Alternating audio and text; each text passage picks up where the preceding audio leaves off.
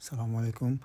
গত শুক্রবারে পবিত্র জুমার নামাজ আদায় করার জন্য আমি গিয়েছিলাম বসনিয়ার এই মসজিদে। এটা অস্ট্রিয়ার লিন শহরে অবস্থিত। আমি আজকে আপনাদেরকে ঘুরে ঘুরে এটার সব কিছু দেখাবো। এই যে নিচে দেখতে পাচ্ছেন, এটা হচ্ছে এদের অজুখানা। অজুখানাটা আমাদের বাংলাদেশের মসজিদগুলো থেকে হালকা ভিন্ন।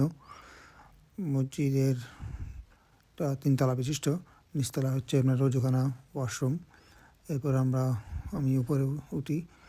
সেকেন্ড ফ্লোরে ইমাম এবং মুসল্লিরা নামাজ পড়ে, আবার থার্ড ফ্লোরে কিছু মুসল্লি নামাজ পড়তে পারে। এটা আমাদের জ্যাকেট আর হচ্ছে জুতা রাখার স্ট্যান্ড, অত্যন্ত পরিষ্কার, নিচে মার্বেল পাথরের।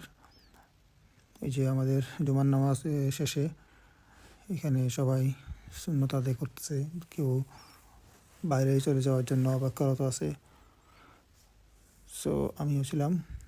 এটা মসজিদটা অত বেশি বড় না, ছোটো, কিন্তু অনেক পরিষ্কার পরিচ্ছন্ন, সাজানো গোছানো, তিনতলা বিশিষ্ট এই মসজিদ।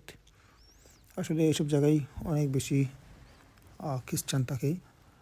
এই সব জায়গায় একটা এরকম মসজিদ পাওয়া আমার জন্য অনেক সৌভাগ্যের বিষয়। এটা আমার বাসা থেকে খুবই কাছে।